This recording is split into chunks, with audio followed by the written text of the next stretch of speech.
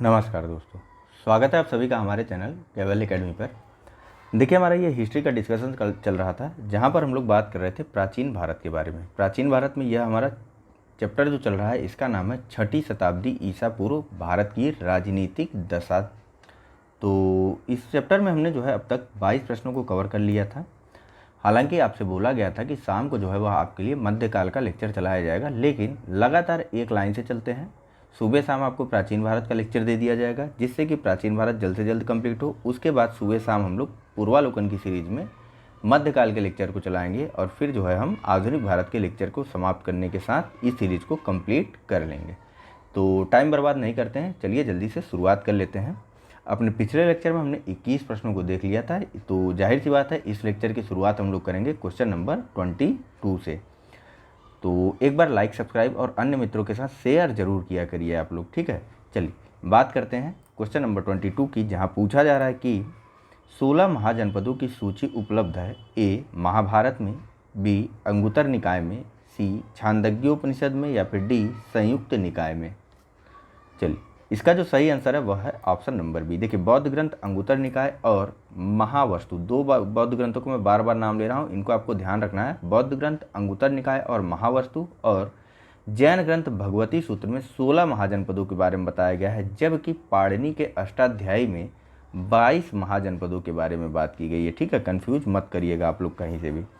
फिलहाल चलिए चलते हैं अगले प्रश्न पर, जहां बात पूछा जा रहा है कि निम्न में से कौन एक बौद्ध ग्रंथ 16 महाजनपदों का उल्लेख करता है। तो सीधे आंसर पर चलते हैं। इसका जो सही आंसर है वह है ऑप्शन नंबर ए अंगुत्तर निकाय। नेक्स्ट बात करते हैं अगले प्रश्न की, जहां पूछा जा रहा है कि महाजनपद युग के 16 जनपदों के नाम बौद्ध साहित्य में प्रायः उल्लिखित मिलते हैं। निम्न में से किन जनपदों के नाम पाणिनि की अष्टाध्यायी में उल्लिखित हैं। ए मगध, बी अस्मक, सी कंबोज, डी चेदी, या फिर ई वत्स। नीचे कूट का प्रयोग करते हुए आपको सही उत्तर देना है। ऑप्शन है ए, बी और सी। ऑप्शन नंबर बी है डी और ई। ऑप्शन नंबर सी है सी, डी और ई, और ऑप्शन नंबर डी है कि ए, सी, डी, ई। चलिए, इसका जो सही आंसर है वह है ऑप्शन नंबर ए, ठीक है। पाणिनि के अष्टाध्यायी में मगध, अस्मक और कंबोज के नाम देखने को मिलते हैं। इसके अलावा गांधार और सूरसेन आदि अन्य महाजनपद पाणिनि के अष्टाध्यायी में शामिल है, ठीक है। बाकी तो सभी के सभी 16 जो है वह बौद्ध ग्रंथ अंगुत्तर निकाय, महावस्तु और जैन ग्रंथ भगवती सूत्र में दिए हुए हैं। देखिए, पाणिनि कौन से, तो पाणिनि जो है वह व्याकरण या फिर व्याकरणाचार्य थे। इन्होंने अष्टाध्यायी नामक ग्रंथ लिखा था। अष्टाध्यायी इस ग्रंथ में इसके 8 अध्यायों से इसका नाम अष्टाध्यायी का। एक सेकेंड, देखिए, पाणिनि द्वारा लिखित ये अष्टाध्यायी जो है, इसी से आपको पता चल जाएगा 8 अध्यायों वाली पुस्तक, ठीक है। तो इसीलिए इसका नाम अष्टाध्यायी पड़ा, क्योंकि इसमें 8 अध्याय हैं और लगभग इसमें 4000 सूत्र दिए हुए हैं। पाणिनि का जन्म जो है तत्कालीन उत्तर पश्चिम भारत के गांधार प्रांत में हुआ था। कहाँ हुआ था, तो उत्तर पश्चिमी भारत के गांधार प्रांत में हुआ था।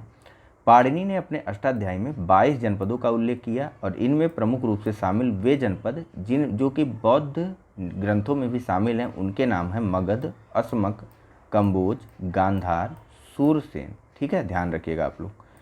नेक्स्ट बात करते हैं अगले प्रश्न के बारे में, जहां पूछा जा रहा है कि निम्न में से किन ग्रंथों में प्राचीन भारत के 16 महाजनपदों या षोडश महाजनपदों की सूची मिलती है। नीचे कूट का प्रयोग करते हुए आपको सही उत्तर देना है। पहला अर्थशास्त्र, दूसरा अंगुत्तर निकाय, तीसरा दीघ निकाय, चौथा भगवती सूत्र। कूट है ए 2 और 4, बी 2, 3 और 4, सी 1 और 2, या डी 1, 2 और 3। चलिए, इसका जो सही आंसर है वह है ऑप्शन नंबर 2 और 4, यानी कि ऑप्शन ए अंगुत्तर निकाय भगवती सूत्र, ठीक है। जैन ग्रंथ भगवती सूत्र, बौद्ध ग्रंथ अंगुत्तर निकाय और महावस्तु में 16 महाजनपदों के बारे में बात की गई है। पाणिनि ने अपने अष्टाध्यायी में 22 जनपदों का उल्लेख किया है, ठीक है। नेक्स्ट, महाभारत के अनुसार उत्तरी पांचाल की राजधानी स्थित थी। ए हस्तिनापुर में, बी इंद्रप्रस्थ में, सी अहिछत्र में, या फिर डी मथुरा में। चलिए, महाभारत के अनुसार उत्तरी पांचाल की जो राजधानी थी वह थी अहिछत्र। देखिए, पांचाल 2 भागों में विभक्त था, या पांचाल की 2 राजधानियाँ थी, जिसमें कि उत्तरी पांचाल की राजधानी अहिछत्र थी और दक्षिणी पांचाल की राजधानी कामपिल्य थी। वहीं कुरु की भी दो राजधानियाँ थी, एक थी हस्तिनापुर और दूसरी थी इंद्रप्रस्थ, जबकि मथुरा की राजधानी जो थी वह थी मथुरा जो है वह सूरसेन की राजधानी थी। ठीक है, नेक्स्ट बात करते हैं अगले प्रश्न के बारे में, जहाँ पूछा जा रहा है कि 16 महाजनपदों के युग में मथुरा इनमें से देखिए कन्फ्यूज मत होइए, इस चैप्टर की शुरुआत में सभी राजधानियों के बारे में आपको बताया गया था। ठीक है, और इस पूरी सीरीज में हम राजधानियों के बारे में ही देखेंगे, जहाँ तक उम्मीद है। कुछ प्रश्न इधर उधर होंगे, बाकी हम राजधानियों को ही बार बार रिपीट करेंगे, तो ध्यान से यहाँ पर भी देखेंगे तो आपको याद हो जाएगा। तो फिलहाल यहाँ पूछा जा रहा है कि 16 महाजनपदों के युग में मथुरा इनमें से किसकी राजधानी थी। तो अभी अभी हमने देखा कि मथुरा जो है वह सूरसेन की राजधानी थी, तो जाहिर सी बात है ऑप्शन नंबर डी सही है। नेक्स्ट आगे बात करते हैं अगले प्रश्न की, जहाँ पूछा जा रहा है कि चंपा किस महाजनपद की राजधानी थी। ए मगध, बी वज्जी, सी कौशल या डी अंग। चलिए, इसका जो सही आंसर है वह है ऑप्शन नंबर डी, चंपा जो है वह अंग प्रदेश की राजधानी थी। अंग जो है वर्तमान में बिहार के भागलपुर और मुंगेर जिले के अंतर्गत आएगा। ठीक है, इसकी राजधानी, अंग की राजधानी जो थी वह थी चंपा, और महाभारत और पुराणों में चंपा को मालिनी नाम से भी जाना जाता है। ठीक है, महाभारत या फिर पुराणों में मालिनी नाम से चंपा का उल्लेख हुआ है। और बौद्ध ग्रंथ दीघ निकाय के अनुसार इस नगर का निर्माण यानी चंपा का निर्माण जो है आर्किटेक्चर महागोविंद के द्वारा किया गया था। ठीक है, नेक्स्ट 6ठी शताब्दी ईसा पूर्व में सुक्तिमती राजधानी थी। ए पांचाल की, बी कुरु की, सी चेदी की या फिर डी अवंती की। चलिए, इसका जो सही आंसर है वह है ऑप्शन नंबर सी। ठीक है, चेदी की राजधानी थी सुक्तिमती या फिर सुत्थिवती कहा जाता है इसको। ठीक है, इसकी वर्तमान जो लोकेशन है वह है हमारे आधुनिक बुंदेलखंड का पूर्वी और उसके समीपवर्ती क्षेत्र। ठीक है, यह सभी चेदी, इसके अंतर्गत चेदी महाजनपद स्थित था। इसकी राजधानी सुक्तिमती या सुत्थिमती थी। महाभारत काल में सुत्थिवती को सुक्तिमती कहा जाता था। ठीक है, नेक्स्ट गोदावरी नदी के तट पर स्थित महाजनपद था। ए अवंती, बी वत्स, सी अस्सक या फिर डी कंबोज। चलिए, इसका जो सही आंसर है वह है ऑप्शन नंबर सी। ठीक है, गोदावरी नदी के तट पर स्थित जो महाजनपद था उसका नाम था अस्सक या फिर अस्मक। ठीक है, देखिए बौद्ध ग्रंथ अंगुत्तर निकाय और भगवती सूत्र में 6वीं शताब्दी ईसा पूर्व के 16 महाजनपदों में से अस्सक या अस्मक जो है यह नर्मदा तथा गोदावरी नदियों के मध्य में स्थित था। अस्मक या अस्सक की राजधानी पैठन या पोतन या पोटिल थी, जिसका प्राचीन नाम प्रतिष्ठान था। ठीक है, अस्मक या अस्सक की राजधानी जो है वह पैठन या पोतन या पोटिल थी और जिसका प्राचीन नाम था प्रतिष्ठान। ठीक है, नेक्स्ट 6ठी शताब्दी ईसा पूर्व का मत्स्य महाजनपद स्थित था। ए पश्चिमी उत्तर प्रदेश में, बी राजस्थान में। इन्हीं दो विकल्पों में से बताइए आप। चलिए, इसका जो सही आंसर है वह है ऑप्शन नंबर बी, मत्स्य महाजनपद, जिसकी राजधानी थी विराटनगर। क्या थी? विराटनगर। यह जो है वर्तमान में राजस्थान के जयपुर क्षेत्र में स्थित था या फिर इसके अंतर्गत आएगा। ठीक है, नेक्स्ट देखते हैं। यहाँ पूछा जा रहा है कि मगध की राजधानी कौन सी थी। ए प्रतिष्ठान, बी वैशाली, सी गिरिव्रज या राजगृह या डी चंपा। चलिए, इसका जो सही आंसर है वह है ऑप्शन नंबर सी, मगध राज्य की राजधानी गिरिव्रज या फिर राजगृह थी। आगे चल करके उदयन ने मगध की राजधानी को पाटलिपुत्र से स्थानांतरित कर दिया था। देखिए, पुराणों के अनुसार मगध पर शासन करने वाला जो पहला राजवंश था वह था बृहदत्त वंश। ठीक है, और बृहदत्त वंश का जो सबसे प्रमुख राजा था वह था बृहदत्त का पुत्र जरासंध, जिसने गिरिव्रज या राजगृह को अपनी राजधानी बनाया था। बौद्ध ग्रंथों के अनुसार मगध का सबसे प्रतापी जो शासक हुआ वह हुआ बिंबिसार, या फिर मगध का जो क्या कहते हैं उसके वास्तविक संस्थापक था मगध राज्य का, वह था बिंबिसार, जो कि हर्यक वंश से संबंधित था। इसकी मृत्यु जो है अजातशत्रु ने इसकी हत्या कर दी थी, इसके पुत्र ने 492 ईसा पूर्व में, और आगे चल करके अजातशत्रु की भी हत्या कर दी गई थी उसके पुत्र उदयन के द्वारा। ठीक है, तो उदयन ने अपनी राजधानी राजगृह से पाटलिपुत्र स्थानांतरित कर दी थी। नेक्स्ट,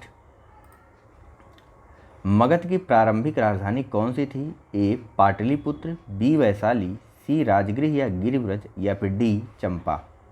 प्रारंभिक राजधानी की बात कर रहे हैं। ठीक है, तो फिलहाल यहाँ पर जो सही आंसर है वह है ऑप्शन नंबर सी, जरासंध के द्वारा इस नगर को बनाया या फिर इसको अपनी राजधानी बनाया गया था। ठीक है, जो कि बृहदत्त वंश का था और बृहदत्त का पुत्र था। नेक्स्ट, प्राचीन महाजनपद मगध की प्रथम राजधानी कौन सी थी? ए पाटलिपुत्र, बी वैशाली, सी चंपा, डी अंग, या उपर्युक्त में से कोई नहीं, या उपर्युक्त में से एक से अधिक। चलिए, इसका जो सही आंसर है वह है ऑप्शन नंबर ई। ठीक है, क्योंकि प्राचीन मगध राज्य की जो सर्वप्रथम राजधानी थी वह थी राजगृह या फिर गिरिव्रज। नेक्स्ट बात करते हैं अगले प्रश्न की, जहां पूछा जा रहा है कि निम्न में से कौन एक मगध साम्राज्य की राजधानी नहीं रही थी? तो हमने देखा पाटलिपुत्र, राजगृह, गिरिव्रज यह सभी मगध साम्राज्य की राजधानी थी, जबकि कौशाम्बी नहीं थी। नेक्स्ट, प्राचीन श्रावस्ती का नगर विन्यास किस आकृति का था? ए वृत्ताकार, बी अर्धचंद्राकार, सी त्रिभुजाकार, या फिर डी आयताकार। चलिए, इसका जो सही आंसर है वह है ऑप्शन नंबर बी। ठीक है, प्राचीन श्रावस्ती का जो नगर विन्यास या जो नगर की आकृति है उसका जो क्षेत्रफल था वह था अर्धचंद्राकार। वर्तमान के सहगोंडा के निकट सहेत में है, जिसका नाम फिलहाल परिवर्तित करके श्रावस्ती कर दिया गया है, वही स्थान था प्राचीन में श्रावस्ती। ठीक है, इसकी सर्वप्रथम पहचान अलेक्जेंडर कनिंघम ने 1861 में की थी। ठीक है, उत्खननों के आधार पर ज्ञात हुआ कि प्राचीन श्रावस्ती का नगर विन्यास या नगर का आकार जो है वह क्रेसेंटिक या फिर अर्धचंद्राकार था। नेक्स्ट आगे बात करते हैं अगले प्रश्न की, जहां पूछा जा रहा है कि मगध के किस प्रारंभिक शासक ने राज्यारोहण के लिए अपने पिता की हत्या की एवं स्वयं इसी कारणवश अपने पुत्र द्वारा मारा गया? ए बिंबसार, बी अजातशत्रु, सी उदयन, या फिर डी नागदशक। चलिए, इसका जो सही आंसर है वह है ऑप्शन नंबर बी। अजातशत्रु ने अपने पिता बिंबसार की हत्या करके मगध की राजगद्दी पर अपना अधिकार जमाया, लेकिन आगे चल करके इसके पुत्र उदयन ने अजातशत्रु की हत्या करके मगध की गद्दी पर अधिकार कर लिया था। ठीक है, उदयन देखिए यह कौशाम्बी के वंशराज उदयन से अलग है। ठीक है, नेक्स्ट, अजातशत्रु के वंश का क्या नाम था? ए मौर्य, बी हर्यक, सी नंद, या फिर डी गुप्त। जाहिर सी बात है, बिंबसार जो है वह हर्यक वंश का वास्तविक संस्थापक था, तो और बिंबसार का पुत्र था अजातशत्रु, जिसने जो है अपने पिता की हत्या यानी कि बिंबसार की हत्या कर दी थी। तो बिंबसार किस वंश का था? बिंबसार था हर्यक वंश का, पितृहंता वंश भी बोला जाता है इसको। नेक्स्ट, राजकुमार जो अपने पिता की मृत्यु के लिए उत्तरदायी था? Option A. ठीक है, अजातशत्रु। नेक्स्ट बात करते हैं, नेक्स्ट चलते हैं दूसरे साइड, जहां पूछा जा रहा है कि किसने मगध साम्राज्य में वज्जीगढ़ संघ को हराकर आत्मसात किया, या फिर यूं कह लीजिए कि किसने वज्जीगढ़ संघ को मगध साम्राज्य में मिलाया? ए चंद्रगुप्त मौर्य, बी अशोक, सी महापद्मनंद, डी अजातशत्रु। चलिए, इसका जो सही आंसर है वह है ऑप्शन नंबर डी। अजातशत्रु ने जो है वज्जी संघ को मगध साम्राज्य में मिला लिया था। जब इसने वज्जी संघ को मगध साम्राज्य में मिलाया उस समय मगध पर लिच्चियों का राज था, और जो राजा थे उनका नाम था चेटक। ठीक है, लिच्छवीगढ़ का जो प्रधान था उसका नाम था चेटक। चेटक ने 9 लिच्छियों, 9 मल्लों और 18 गणराज्यों को एकत्र करके मगध नरेश यानी अजातशत्रु के विरुद्ध एक सम्मिलित मोर्चा तैयार कर लिया था। और आगे से हमको पता चलता है कि भगवती सूत्र से हमको यह पता चलता है कि अजातशत्रु ने इस सम्मिलित मोर्चे को पराजित कर वज्जी संघ को अपने मगध साम्राज्य में मिला लिया था। ठीक है, देखिए अजातशत्रु ने किया क्या कि उसने जो है पाटिल ग्राम के निकट एक दुर्ग का निर्माण करवाया, और उसके बाद अपने मंत्री वस्त्रकार को भेज करके वज्जी संघ यह जो सम्मिलित मोर्चा बना था ना, इसमें फूट डलवा दी, और इस कदर फूट डलवा दी कि ये लोग आपस में ही लड़ने लगे, जिससे संगठन कमज़ोर हो गया, और अंततोगत्वा अजातशत्रु ने आक्रमण कर लिच्छवियों को पराजित कर उनके भूभाग को मगध साम्राज्य में मिला लिया। नेक्स्ट, यहाँ पूछा जा रहा है कि मालवा क्षेत्र पर मगध की सत्ता का विस्तार निम्न में से किसके शासनकाल में हुआ था? ए बिंबसार, बी अजातशत्रु के, सी उदयभद्र के, या फिर डी शिशुनाग के। चलिए, इसका जो सही आंसर है वह है ऑप्शन नंबर डी। शिशुनाग ने अवंती क्षेत्र को जो है मगध साम्राज्य में मिला लिया था। ठीक है, या यूं कह लीजिए कि शिशुनाग वंश के द्वारा जो है, या शिशुनाग वंश के समय में अवंती जो है वह मगध साम्राज्य के अंतर्गत शामिल हो गई थी। ठीक है, देखिए पुराणों के अनुसार मगध नरेश शिशुनाग ने अवंती यानी मालवा को जीत करके मगध साम्राज्य में मिला लिया था। नेक्स्ट, मगध में नंदवंश का संस्थापक कौन था? ए महापद्मनंद, बी धनानंद, सी नंदिवर्धन या डी महानंदिनी। इसका जो सही आंसर है वह है ऑप्शन नंबर ए, महापद्मनंद या उग्रसेन के द्वारा जो है मगध साम्राज्य में नंद वंश की स्थापना की गई थी। पुराणों में महापद्मनंद को सर्वछत्रांतक और अपरो परशुराम कहा गया है। ठीक है, किसको? महानंद वंश के संस्थापक महापद्मनंद या उग्रसेन को पुराणों में सर्वछत्रांतक या अपरो परशुराम कहा गया है। नेक्स्ट, मगध का कौन सा सम्राट अपरो परशुराम के नाम से जाना जाता है? अभी अभी हमने देखा महापद्मनंद को जो है पुराणों में अपरो परशुराम या फिर सर्वछत्रांतक कहा गया है। नेक्स्ट बात करते हैं अगले प्रश्न की, जहां पूछा जा रहा है कि वाराणसी को निम्नलिखित में से किसने अपनी द्वितीय राजधानी बनाया था? ए अजातशत्रु, बी कालाशोक, सी महापद्मनंद या फिर डी शिशुनाग। चलिए, इसके बारे में सही अंतर नहीं ज्ञात है, लेकिन हालांकि आप जा सकते हैं। उत्तर प्रदेश लोक सेवा आयोग ने जो इस प्रश्न का उत्तर माना था वह था शिशुनाग। शिशुनाग ने वाराणसी को मगध अपनी द्वितीय राजधानी बनाया था। ठीक है, फिलहाल इन्होंने इधर उधर करके काफ़ी ज़्यादा कंफ्यूज कर दिया है, तो मैं आपको एक्सप्लेनेशन नहीं दूंगा। हाँ, थोड़ी चीज़ें जान लीजिए। देखिए, बिंबिसार ने किया क्या था? जो हर्यक वंश का शासक बिंबिसार था, इसने कौशल नरेश प्रसेनजीत की बहन महाकोशला के साथ विवाह कर दहेज के रूप में बनारस को या काशी को प्राप्त कर लिया था। आगे चलकर के अजातशत्रु ने प्रसेनजीत की पुत्री वजीरा से विवाह किया और अजातशत्रु का काशी के ऊपर अधिकार हो गया। ठीक है, लेकिन आगे चल करके शिशुनाग ने जब गिरिव्रज को अपनी राजधानी बनाई तो उसने अपने पुत्र को वाराणसी का उपराजा नियुक्त किया था। ठीक है, इसीलिए यह माना जाता है कि शिशुनाग ने जो है वह वाराणसी को अपनी दूसरी राजधानी बनाई थी। हालांकि शिशुनाग ने अपनी दूसरी राजधानी वैशाली को बनाया था। ठीक है, चलिए बात करते हैं अगले प्रश्न के बारे में, जहाँ पूछा जा रहा है कि नंद वंश के, आप कभी कभी आए प्रश्नों में अंतर, अगर शिशुनाग रहेगा वहाँ पर तो शिशुनाग के साथ ही जाइएगा। ठीक है, क्योंकि लोक सेवा आयोग के द्वारा जो आंसर स्वीकार किया गया है वही आंसर वह दोबारा भी मान्य रखेगा। नंद वंश के पश्चात मगध पर किस राजवंश ने शासन किया? ए मौर्य, बी शुंग, सी गुप्त या फिर डी कुषाण।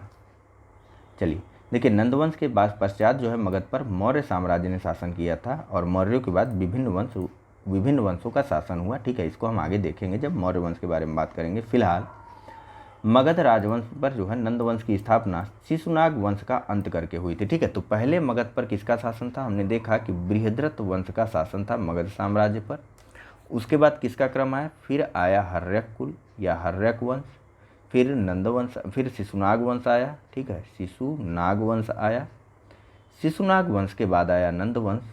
नंद वंश के बाद आता है मौर्य वंश। अभी यहाँ तक रहिए। ठीक है, तो देखिए, नंद वंश में कुल 9 राजा हुए थे। नंद वंश के अंतिम काल में जनता द्वारा बलपूर्वक धन वसूलने तथा छोटी मोटी वस्तुओं पर भारी कर लगाने के कारण जनता शासकों के विरुद्ध हो गई थी और चारों ओर घृणा और असंतोष जो है वह व्याप्त हो गया था। और इसी का लाभ उठा करके चंद्रगुप्त मौर्य ने चाणक्य के सहयोग से नंदवंश के अंतिम शासक धनानंद की हत्या कर नंदवंश का अंत कर दिया। ठीक है, इसके उपरांत मौर्यों के उपरांत शुंग, कंडव और गुप्त आदि शासकों ने शासन किया था। इसके लिए हम लोग मौर्योत्तर काल में बात करेंगे। फिलहाल नेक्स्ट प्रश्न में चलते हैं, जहां पूछा जा रहा है कि राजा नंद का उल्लेख करने वाला अभिलेखीय प्रमाण है। ए खारवेल का हाथी गुम्फा अभिलेख, बी रुमिनदेई स्तंभ अभिलेख, सी रुद्रदामन का जूनागढ़ अभिलेख या डी धनदेव का अयोध्या अभिलेख। इसका जो सही आंसर है वह है ऑप्शन नंबर ए। ठीक है, खारवेल के कलिंग शासक या चेदी वंश के कलिंग के चेदी वंश के शासक खारवेल के हाथी गुम्फा अभिलेख में नंद वंश के संस्थापक महापद्मनंद के बारे में जानकारी हमको देखने को मिलती है, जिसमें यह बताया गया कि जो महापद्मनंद था उसने कलिंग को जीत लिया था और उसके द्वारा कलिंग में एक नहर खुदवाई गई और साथ ही साथ वह अपने साथ यानी महापद्मनंद अपने साथ जिनसेन की एक प्रतिमा भी जाते जाते उठा ले गया था। ठीक है, कौन? नंद वंश का शासक महापद्मनंद। ठीक है, देखिए, हाथी गुम्फा के अभिलेख से हमको नहरों के बारे में सर्वप्रथम अभिलेखीय साक्ष्य प्राप्त हुआ था। ठीक है, और यह किसका अभिलेख है? तो यह कलिंग के चेदी वंश के सबसे प्रतापी शासक खारवेल का अभिलेख है। नेक्स्ट बात करते हैं अगले प्रश्न के बारे में, जहां पूछा जा रहा है कि निम्नलिखित मगध राजवंशों को काल क्रमानुसार व्यवस्थित कीजिए। पहला नंद वंश, दूसरा शुंग वंश, तीसरा मौर्य वंश और चौथा हर्यक वंश। ऑप्शन है ए 2143, बी 4132, सी 3214, डी 1342। चलिए, इसका जो सही आंसर है वह है ऑप्शन नंबर बी। ठीक है, सबसे पहले हर्यक वंश आया, उसके बाद नंद वंश, फिर मौर्य वंश और फिर शुंग वंश। इनके कालों को देखना हो तो यहाँ से देखिए।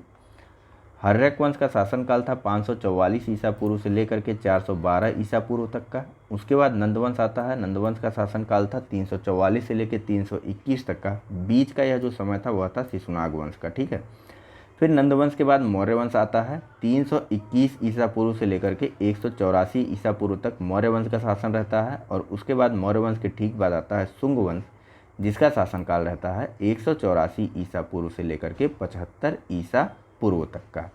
ठीक है, नेक्स्ट बात करते हैं अगले प्रश्न के बारे में, जहां पूछा जा रहा है कि गौतम बुद्ध के समय का प्रसिद्ध वैद्य जीवक जिसके दरबार से संबंधित था। ए बिंबिसार, बी चंडप्रदोत, सी प्रसेनजीत या फिर डी उदयन। चलिए, इसका जो सही आंसर है वह है ऑप्शन नंबर ए। ठीक है, जीवक जो है वह मगध साम्राज्य के शासक बिंबिसार के दरबार से संबंधित था और बिंबिसार ने जो है इसको अवंती नरेश चंद्रप्रदोत के इलाज के लिए भी भेजा था। यह बिंबिसार का राजवैद्य भी था। ठीक है, नेक्स्ट इसके बारे में हम लोग ने देखा था अभी कुछ देर पहले जब पिछले लेक्चर में। कथन और कारण के रूप में यह प्रश्न दिया हुआ है, दो कथन दिए हुए हैं, इनको आपको बताना है कूटों का प्रयोग करके कि कौन सा कथन जो है वह सही है। ए विश्व के सभी भागों में ईसा पूर्व 6वीं शताब्दी एक महान धार्मिक उथल पुथल का काल था। बी वैदिक धर्म बहुत जटिल हो गया था। कूट है दोनों ए और बी गलत है। बी दोनों ए और बी सही हैं। सी ए सही जबकि बी गलत है। डी ए गलत जबकि बी सही है। चलिए, तो जाहिर सी बात है इसका जो सही आंसर है वह है ऑप्शन नंबर बी। इसमें इतना कुछ खास एक्सप्लेन करने की ज़रूरत नहीं है। ठीक है, थोड़ा विदेशों के बारे में जान लीजिए कि विदेशों में भी उस समय काफ़ी ज़्यादा सामाजिक धार्मिक आंदोलन हो रहे थे। ठीक है, चीन में कन्फ्यूशियस ने जो है वह पुराने या फिर पारंपरिक नियमों को चुनौती दे दी थी। ईरान में जरथुस्ट्रो ने पारंपरिक नियमों को चुनौती दी थी और यूरान में पाइथागोरस के द्वारा पुरातन नियमों को चुनौती दे दी गई थी। बाकी सभी के बारे में हमने बहुत डिटेल से बात की है। नेक्स्ट, कालपी नगर किस नदी के तट पर स्थित है। ए गंगा, बी यमुना, सी नर्मदा या फिर डी कृष्णा। चलिए, इसका जो सही आंसर है वह है ऑप्शन नंबर बी। कालपी नगर जो है वह यमुना नदी के तट पर स्थित है। इसकी स्थापना जो है राजा वसुदेव के द्वारा करवाई गई थी। देखिए, कालपी नगर उत्तर प्रदेश के जालौन जिले में एक नगर है। यह यमुना के नदी के तट पर स्थित है। प्राचीन काल में यह नगर जो है वह कालप्रिया के नाम से विख्यात था। बाद में संक्षिप्त होकर के यह नाम हो गया कालपी। ठीक है, 4वीं सदी में राजा वसुदेव द्वारा इस नगर को बसाया गया था। नेक्स्ट, सुमेलित करवाने वाला प्रश्न है। एक तरफ जो है प्राचीन 6वीं शताब्दी की जनपद दिए हुए हैं और दूसरी तरफ इनकी राजधानियाँ दी हुई हैं। इनको आपको सुमेलित करवाना है, जिसमें ऑप्शन ए है कुरु, साकेत, बी पांचाल, कौशाम्बी, सी कोसल, अहिछत्र, डी वत्स, इंद्रप्रस्थ। कूट है ए 1 2 3 4, बी 4 3 1 2, सी 3 4 2 1 या डी 4 2 3 1। चलिए, इसका जो सही आंसर है वह है ऑप्शन नंबर बी। ठीक है, देखिए, कुरु की राजधानी थी इंद्रप्रस्थ। उत्तरी पांचाल की जो राजधानी थी वह थी अहिछत्र। कोसल की जो राजधानी थी वह थी, बताइए कौन सी। कोसल की राजधानी थी साकेत। नेक्स्ट, कोसल की राजधानी दो थी कोसल की भी, एक साकेत या फिर श्रावस्ती, ध्यान रखिएगा आप लोग। ठीक है, और वत्स की राजधानी थी पेन कौन सी लूँ हरी। वत्स की जो राजधानी थी वह थी कौशाम्बी। ठीक है, फिर से बता दे रहा हूँ, नीचे है, आइए वहीं पे पढ़ते हैं। देखिए, कुरु की राजधानी थी इंद्रप्रस्थ या हस्तिनापुर। पांचाल की राजधानी थी अहिछत्र, उत्तरी पांचाल या पांचाल की राजधानी अहिछत्र थी। कोसल की राजधानी साकेत थी या श्रावस्ती थी और वत्स की राजधानी कौशाम्बी थी। ठीक है, नेक्स्ट बात करते हैं अगले प्रश्न के बारे में। यहाँ पर भी एक तरफ महाजनपद दिए हुए हैं और दूसरी तरफ जो है इनकी राजधानियों से संबंधित सूची है। महाजनपदों की तरफ ए है मत्स्य, राजधानियों की तरफ पहला ऑप्शन है मथुरा, बी कुरु, पोतन, सूरसेन, विराटनगर, अस्मक या अस्सक, इंद्रप्रस्थ। कूट है ए 4-2-1-3, बी 3-1-4-2, सी 3-4-1-2 या डी 2-3-4-1। चलिए, इसका जो सही आंसर है वह है ऑप्शन नंबर सी 3-4-1-2। मत्स्य की राजधानी जो थी, जो कि जयपुर में है, विराटनगर, उसके बाद फिर कुरु की जो राजधानी थी वह थी इंद्रप्रस्थ, उसके बाद फिर सूरसेन की जो राजधानी थी वह थी, बताइए, मथुरा, उसके बाद फिर पोतन की जो राजधानी थी वह थी, बताइए, अरे अस्मक या अस्सक की जो राजधानी थी वह थी पोतन। ठीक है, अस्मक कहाँ का था? गोदावरी नदी के तट पर स्थित था, नर्मदा और गोदावरी नदियों के दोआब या तट पर। ठीक है, नेक्स्ट, मत्स्य की राजधानी विराटनगर थी, कुरु की राजधानी इंद्रप्रस्थ, सूरसेन की मथुरा और अस्मक या अस्सक की राजधानी पोतन थी। नेक्स्ट बात करते हैं, जहाँ पूछा जा रहा है कि निम्नलिखित में से कौन सा एक सही सुमेलित नहीं है। ठीक है, एक तरफ महाजनपद हैं और दूसरी तरफ राजधानियाँ हैं। ए कम्बोज, राजपुर या हाटक, बी अस्मक, पोतन या पोटिल, सी सूरसेन, कौसाम्बी या फिर डी कोसल, श्रावस्ती। चलिए, इसका जो सही आंसर है वह है ऑप्शन बी, सूरसेन की राजधानी थी मथुरा और कौसाम्बी किसकी राजधानी थी? वत्स। ठीक है, वत्स मैंने लिख दिया, वत्स महाजनपद की। ठीक है, चलिए अब बात करते हैं नेक्स्ट प्रश्न के बारे में, यानी कि इस लेक्चर के अंतिम प्रश्न के बारे में, जहां पूछा जा रहा है कि इस लेक्चर नहीं, इस चैप्टर के, इसके बाद मुश्किल से 10 प्रश्न और बचे हैं, एक चैप्टर हमारा और कंप्लीट हो जाएगा। यहाँ पूछा जा रहा है कि निम्नलिखित में से कौन सा एक कथन प्राचीन भारत की श्रेणी व्यवस्था के बारे में असत्य है? क्या असत्य है श्रेणी व्यवस्था के बारे में प्राचीन भारत की? ए, श्रेणी व्यापारियों और कारीगरों का संगठन थी, बी, उत्पादित वस्तुओं की गुणवत्ता और कीमत जो है वह संबंधित श्रेणी द्वारा निर्धारित की जाती थी, सी, श्रेणी अपने सदस्यों के आचरण पर नियंत्रण रखा करती थी, या डी, श्रेणी व्यवस्था मात्र उत्तर भारत में प्रचलित थी। आंसर तो आपने देख ही लिया होगा, इसका जो सही आंसर है वह है ऑप्शन डी, श्रेणी व्यवस्था उत्तर भारत में प्रचलित थी। यह कथन गलत है, क्योंकि श्रेणी व्यवस्था जो है वह तत्कालीन भारत के उत्तर और दक्षिण भारत दोनों तरफ ही प्रचलित थी। ठीक है, थोड़ा सा इसको आराम से देखते हैं, देखिएगा। देखिए, प्राचीन काल में एक ही शिल्प अथवा व्यवसाय करने वाले समूहों को श्रेणी की संज्ञा प्रदान की जाती थी। जैसे कपड़ा व्यापार मंडल हो गया वर्तमान का, दवा व्यापार मंडल हो गया, किराना व्यापार मंडल हो गया, इस प्रकार का उस समय भी श्रेणी व्यवस्था थी। ठीक है, इसी प्रकार की व्यवस्था उस समय भी हुआ करती थी। ठीक, और इनके उद्भव का जो महत्वपूर्ण कारण था वह था उत्तर वैदिक काल में उद्योग धंधों का स्थानीयकरण। ठीक है, श्रेणियां देश के व्यापार वाणिज्य का संचालन, वस्तुओं की गुणवत्ता व कीमत निर्धारण के साथ साथ क्या काम करती थी? श्रेणियां व्यापार वाणिज्य का संचालन करती थी, वस्तुओं की गुणवत्ता का निर्धारण करती थी, उनकी कीमत का निर्धारण करती थी और उसके साथ साथ अपने सदस्यों के आचरण पर भी नियंत्रण श्रेणियों के द्वारा किया जाता था। ठीक है, इसके बारे में बात हो चुकी कि श्रेणी व्यवस्था जो है संपूर्ण भारत में प्रचलित थी, फिर चाहे वह उत्तर भारत हो या फिर दक्षिण भारत। नेक्स्ट, यहाँ पर हम लोग बात करेंगे दूसरे चैप्टर में यूनानी आक्रमणों के बारे में। ठीक है, तो वहाँ पर चलने से पहले या बात करने से पहले कुछ चीज़ें हैं जो यहाँ पर देख लेते हैं हम लोग। यहाँ पर इसके बारे में प्रश्नों में इन्होंने बहुत शॉर्ट कर दिया है, ज़्यादा प्रश्न नहीं दिए हैं। तो देखिए, 6ठी शताब्दी ईसा पूर्व में ईरान में कुरूस अथवा साइरस द्वितीय ने 558 से 529 ईसा पूर्व के आसपास हकमनी साम्राज्य की स्थापना की और बेहस्तून, पर्सिपोलस और नक्शे रुस्तम, जो ये तीनों अभिलेख हैं, यह दारा प्रथम से संबंधित है, इसके शासनकाल से संबंधित है, जिसमें भारत और पारसियों के संबंधों के बारे में हमको महत्वपूर्ण सूचना प्राप्त होती है। दारा प्रथम के साम्राज्य में 23 प्रांतों का उल्लेख हमको बेहस्तून अभिलेख में देखने को मिला और हेराडोटस के विवरण से हमको पता चलता है कि भारत का जो सिंध प्रांत था वह दारा प्रथम के साम्राज्य का 20वां प्रांत था। ठीक है, दारा प्रथम को इस प्रांत से 360 टैलेंट स्वर्ण धूर की आय प्राप्त होती थी।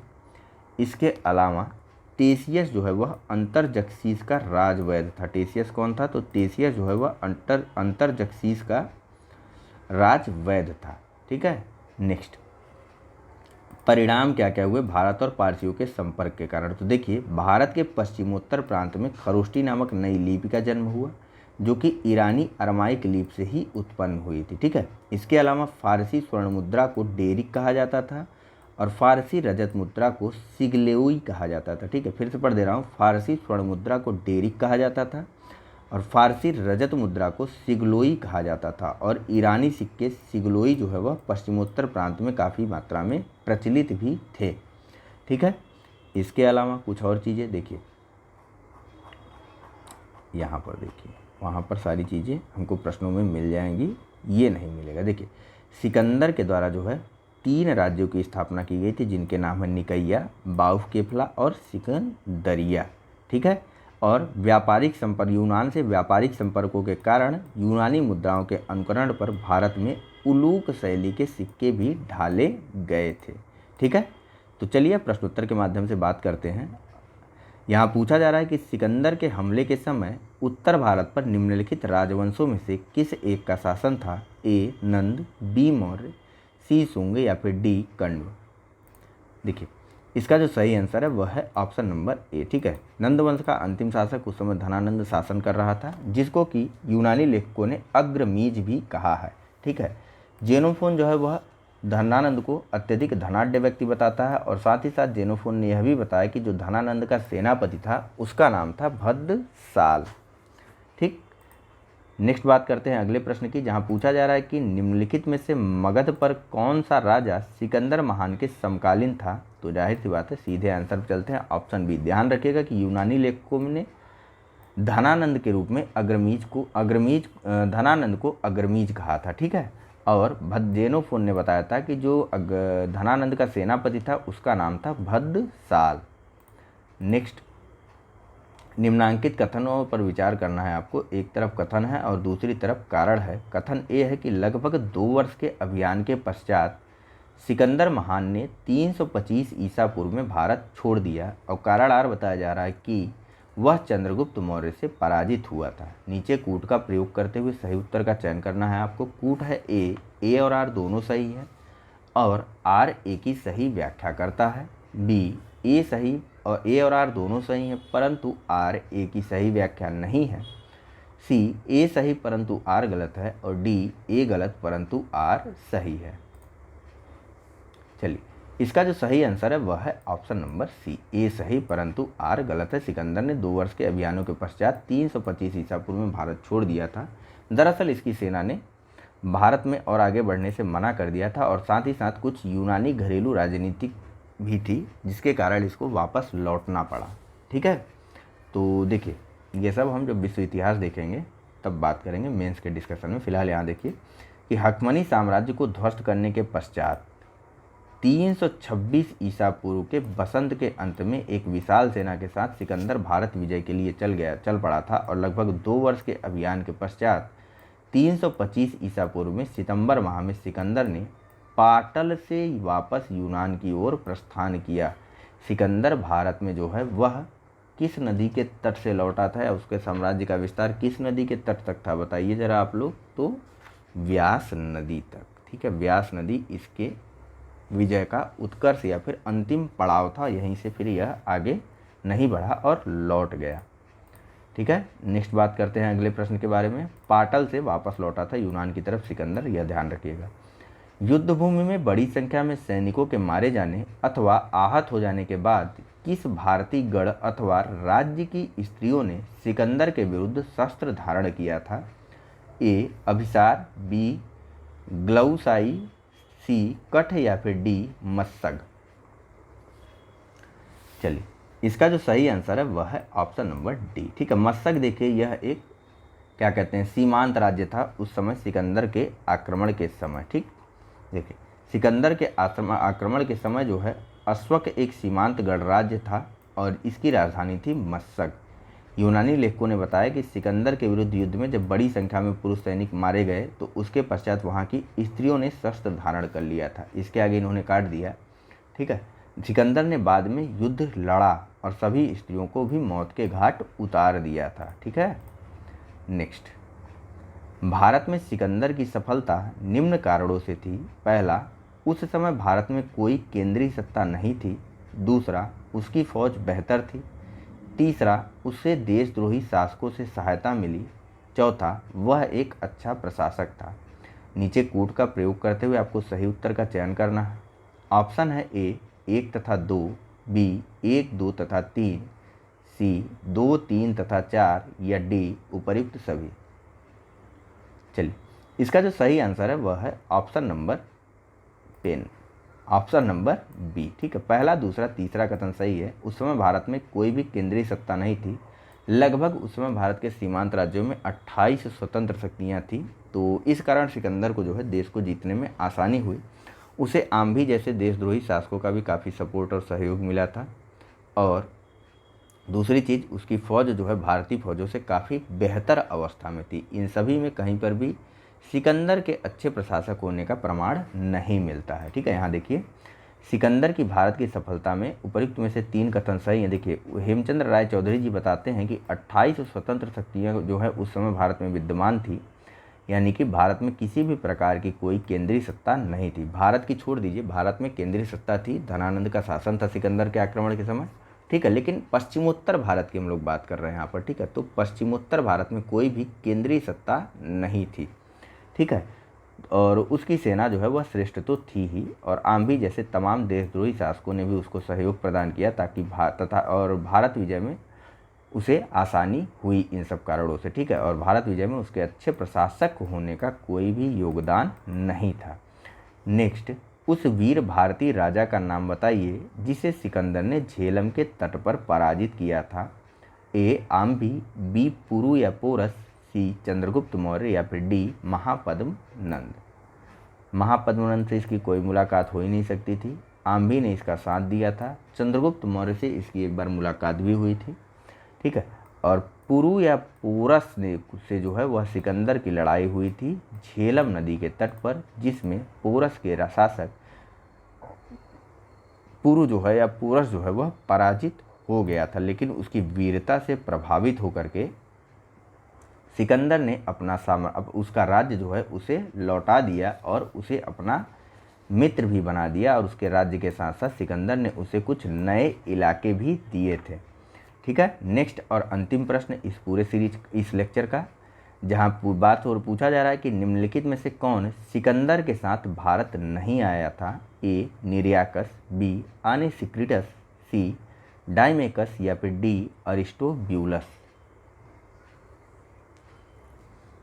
चलिए, इसका जो सही आंसर है वह है ऑप्शन नंबर सी। ठीक है, डाइमेकस जो है वह सिकंदर के साथ भारत नहीं आया था। डाइमेकस को एंटियोकस द्वितीय ने, ठीक है, किसने, कहाँ के राजा, सीरिया के राजा एंटियोकस ने डाइमेकस को अपना राजदूत बना करके बिंदुसार के दरबार में भेजा था।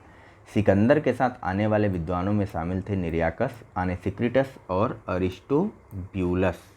ठीक है, एक छोटी सी चीज़ रह गई है, कहीं पर तो यह उल्लेखित था कि किसी ने यह बताया था कि सिकंदर जो है वह चंद्रगुप्त मौर्य से मिला था, और यह किसने बताया था यह मुझे मिल भी नहीं रहा है और मुझे ध्यान भी नहीं आ रहा है। ठीक है, देखिए, हाँ चलिए मैं बताता हूँ इसको, मेरे दिमाग में रहेगा, न भूल जाऊँगा तो आप लोग कमेंट बॉक्स में ज़रूर डाल दीजिएगा इस प्रश्न को। ठीक है, ताकि मुझे याद रहे। और फिलहाल मैं कोशिश करता हूँ कमेंट बॉक्स में उस चीज़ को डाल दूँ, क्योंकि निश्चित रूप से यह चीज़ें कहीं कहीं ही मिलती हैं हमको। ठीक है, बाकी सिकंदर ने 3 नगरों को बसाया था जिनके नाम हैं निकैया,